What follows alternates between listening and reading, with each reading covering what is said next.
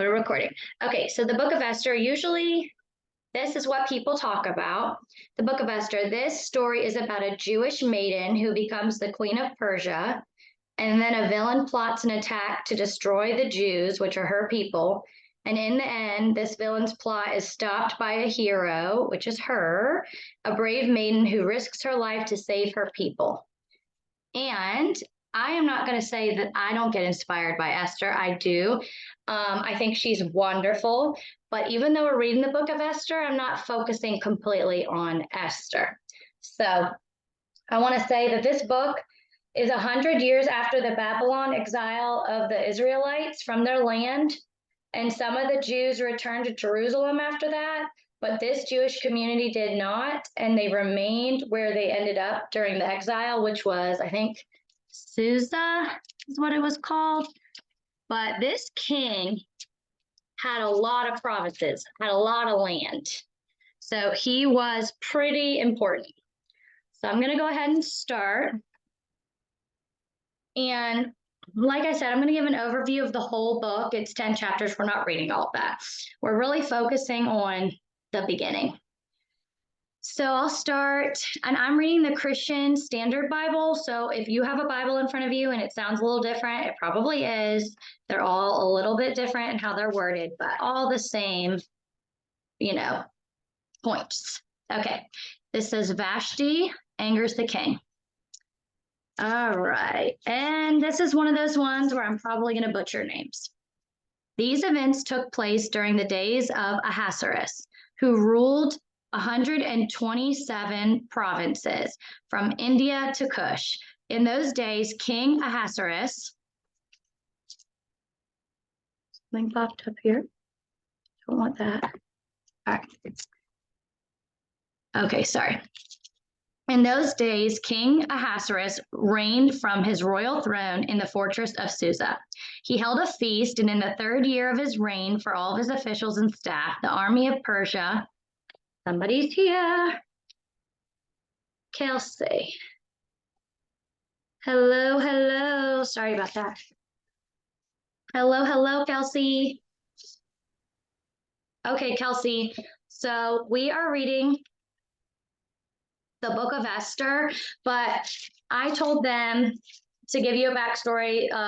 The book of Esther is a story about a Jewish maiden who becomes the queen of Persia, and a villain plots at her attack to destroy the Jews, which are her people. And in the end, the villain's plot is stopped by her, and she's a hero, and she risks her life.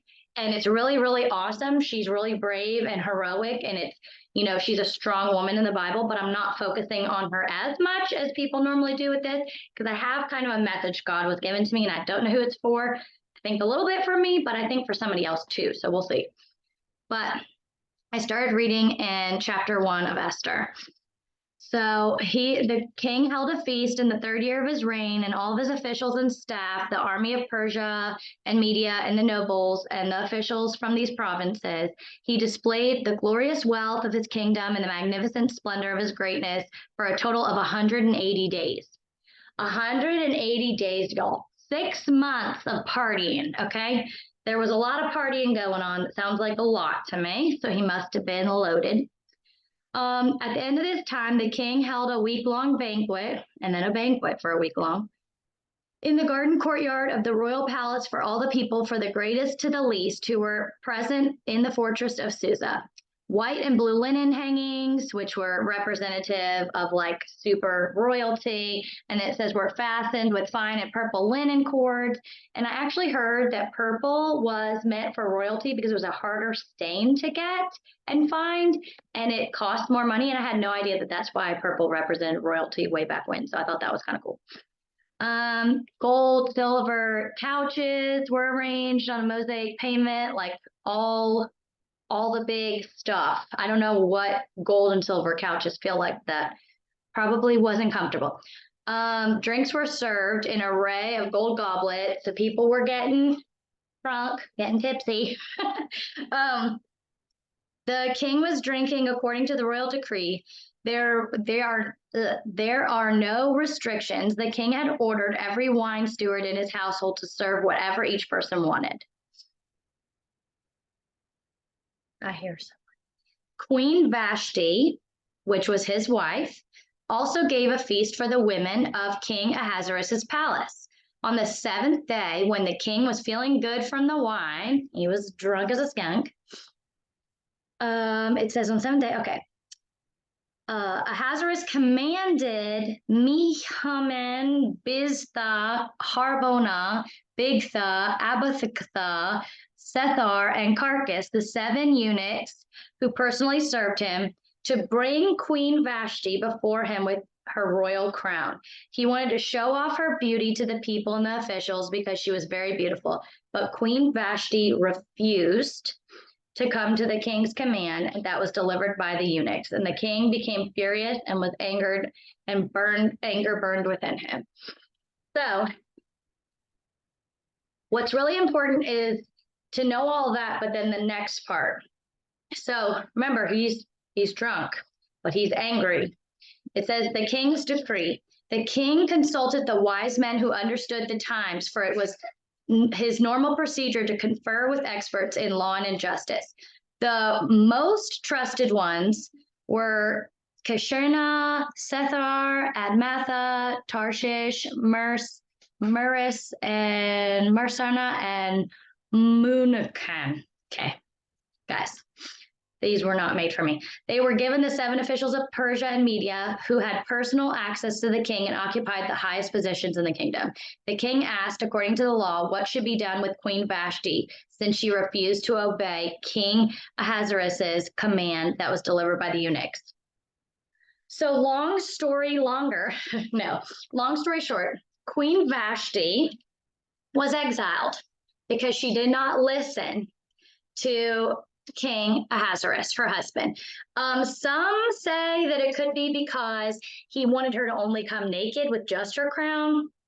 Others say it could just because he wanted her to not be veiled, and back in those times, it was not okay. And so he's drunk. He's wanting to show her off. I'm sure his intentions were not horrible by the way they make it sound, but it was something she was not willing to do, and she gave him pushback. And he was angry. And once the decree is made for what he decides, it is final. So after she's gone, he searches for a new queen from all the surrounding areas, okay? And in comes Esther. She's picked. And like I said, this story is amazing. You should read the whole thing. It's incredible. And it's really important. But that's not exactly what we're going to focus on today. It is important to know that Esther did go on to stop the Jews from being killed and destroyed and attacked. So that is really, really important because she was a hero. But I wanted to talk about something else. And I also wanted to mention providence. When I say that God is not mentioned one time in here, but God's providence is highlighted in the book, God, in his power, sustains and guides human destiny. There are no coincidences. So when God is present in this story, you don't hear his name, you don't see it written, but he is very present in this story. This book asks us to trust God even when we can't see him working, and to hold to the confident hope that no matter how bad things get, God is actively working to redeem his world. So he is always working. I think that sometimes we can forget, because I have prayed this prayer and I have had answers and clarification, and there is no wondering now. I have prayed this prayer about people in my life. Should I let them go? Should I move on? Do they belong in my life?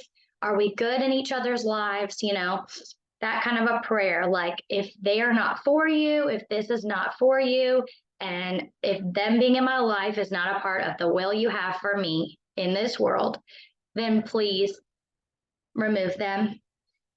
But we don't think about, like, God just can't pick them up. I mean, I'm sure he could, but it might be a little weird, and remove them, right? But what he can do is cause conflict. What he can do is make it obvious that they shouldn't be in your life anymore by the decisions they make, right? So I think sometimes we forget that God can guide someone to do something, to move aside for another person to perform his will. So Queen Vashti is a very key character in this story. Although her part is so small, if she did not hold on to her values and refuse to do what the king told her to do, she would still be queen. She was not Jewish. She was not going to defend the Jewish people, worry about them. She was not going to do that. But Esther was. And if she wouldn't have made the decision,